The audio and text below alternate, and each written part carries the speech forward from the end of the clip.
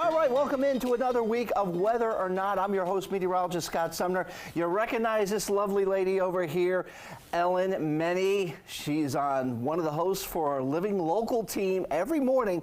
I hope you just get up and watch that Monday through Friday. Indeed. Good to have you on board. I've had your companions on before, yes. Charisse and Bridget on a little while ago. So I wanted to bring you on board and talk a little bit about yourself and kind of how you got into the flow of things here. So basically, what direction brought you into broadcasting, Ellen, and then tie that in with how did you get into the position you currently hold? Absolutely. So it all started way back when I was just a wee tot, as they say, and I've always loved writing.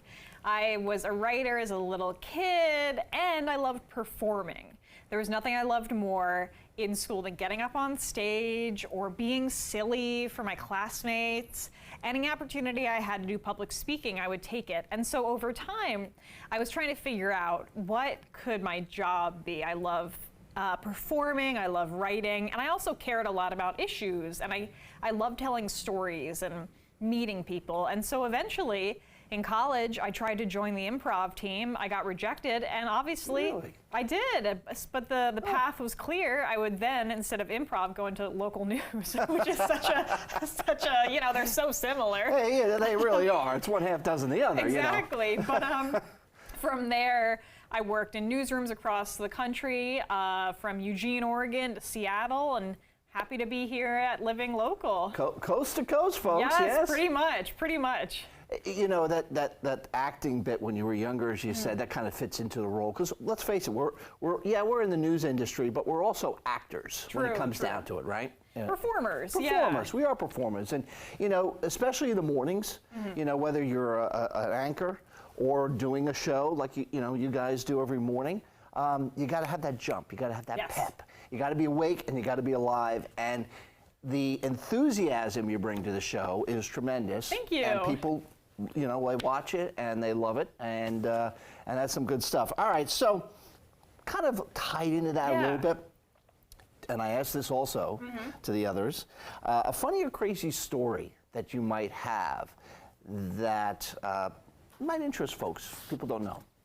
Absolutely. I mean, I've been lucky enough to have a lot of funny, wild stories working in TV just because I've been a reporter for most of my life, and that means, well, an MMJ, I should say. So that means running around, doing different things, you know. For those who don't know what an MMJ is, please tell them, Multimedia journalist. So that means I'm like a jack of all trades. Right. You know, I shoot footage, I report, I edit, I produce. The only thing I don't do is dance. So, you know, but hey, I can still learn. You tap dance around some of the stories, Yeah. So I've been lucky enough to do a lot of cool things. I think one of my favorite things I've ever done is probably when I was working in Seattle, Washington.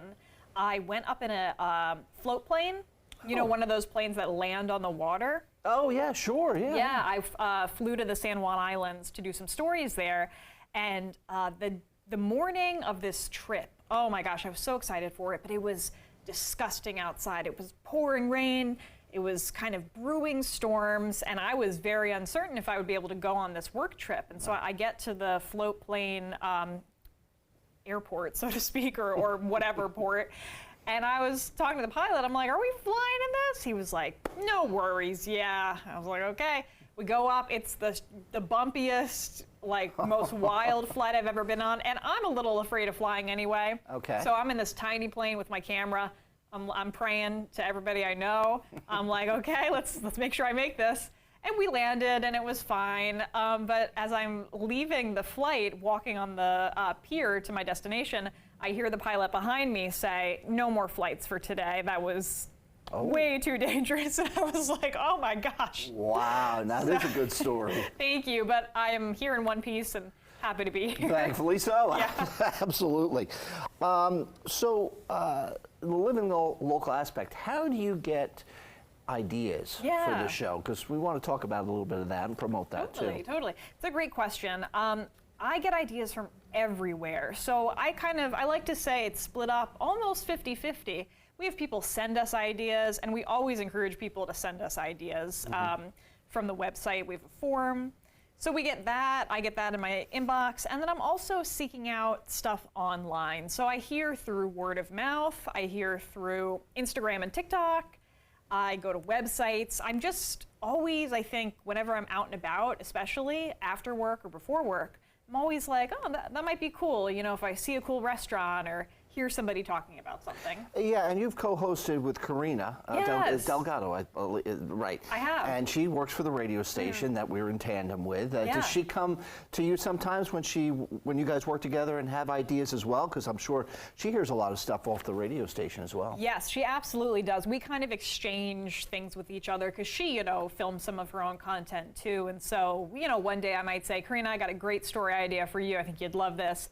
And then she says, Ellen, I have this awesome person I'd love to bring on the show. So it's that collaborative aspect that I love. Yeah, and you know, you're very creative too. Thank you. With the alligator, was it not alligator, but you dressed up in, what was it the other time, a couple of weeks back? It was, the hazmat suit. The hazmat suit. Hazmat. I love my coworkers joke, I love a good prop, I love a good costume, stuff like that. Right. So that's fun. That all plays into the morning show. All right. So with that being said, you're also, as you said at the beginning, you're also a writer. You've written some books as well. Can you elaborate a little bit on that? What were their topics and what gave you the inspiration to do that? Sure. So yeah, I love writing both nonfiction and fiction. I have written 2 books, neither of which are published. I'm seeking an agent for one of them right now. The one I'm seeking an agent for is a retelling of the Greek myth of Medusa. Okay.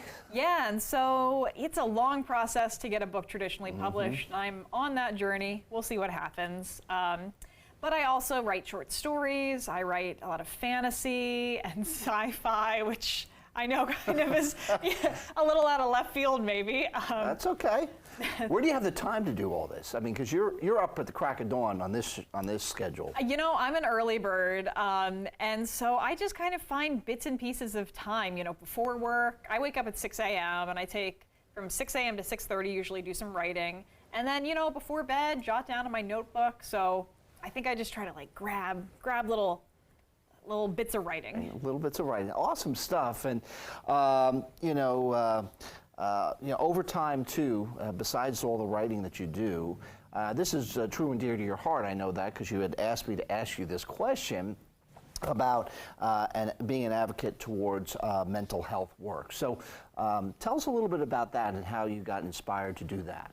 Yeah, it's a huge part of my life. And so when we were talking about what do we want to talk about, I said, oh, you know, I think it's important for me to bring this up. But yeah, I do a lot of mental health advocacy work in the sense of I work with a couple of different nonprofits as a public speaker for them. Okay. And so, for instance, I work with NAMI, which is the National Alliance on Mental Illness, and I'm what's called a In Our Own Voices speaker. And so I am diagnosed with generalized anxiety disorder. And what is that for people who don't know? Yeah, definitely. So it's a mental health condition where you have symptoms of anxiety. And so that can take a lot of forms, but just generally kind of being more anxious about certain events or just generally in your life. Maybe having anxious or intense thoughts about things. They're called intrusive thoughts.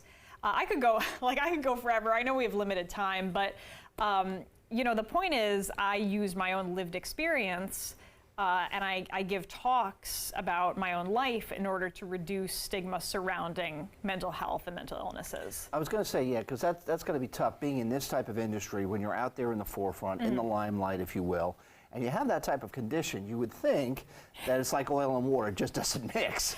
But you've overcome that, and I guess that is over time, I would assume? Well, it's really interesting because you said this to me a while ago. I am my most comfortable when I'm performing. When I'm on TV, I mean, literally right now, when I'm on Living Local, I love performing in front of a camera or in front of people, and so I feel very little anxiety. And so to me, I thrive in this environment of adrenaline and meeting people and talking. So I really don't have any like social anxiety. It's funny, I think I feel the most anxiety when I'm at home by myself and those thoughts start to say, well, what if, what if? Oh. So I mean, I know you would think that this that this job is high anxiety, and it can be high stress. Yeah, but sure. I don't know. It just works for me. So then when you're giving talks, Yeah. same thing. Not really an issue. You get up there and you talk about whatever topic, and that's good. Yeah, really thank good. you. I know it's like the opposite for a lot of people. A lot of people say, "Oh my gosh, like public speaking, that's my worst nightmare." Well, that's when you look at lists of fears, Yeah. public speaking is right up there. Boom. If not number one, it's certainly top 3. Yeah. And so that's some good stuff. I know, missed that one. Whew. Check that one off the list. All right, last question for you, Yeah. Ellen.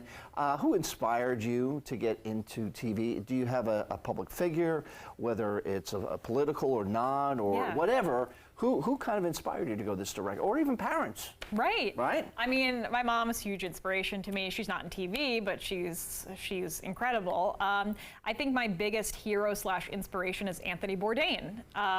He obviously he doesn't have a TV background, but he started out as a writer who then went into TV. And so I really admire his storytelling skill and his respect for every person and every culture that he encounters. He is able to bring this really great humor, but also curiosity and respect to everything that he did when he did, multiple of his TV shows and his books and his articles. And so I thought he was an incredible genius, and he's definitely kind of my TV hero. Awesome. Yeah. Well, again, Ellen, thank you for spending a few minutes of time here on my podcast. And of course, tune in every Monday through Friday.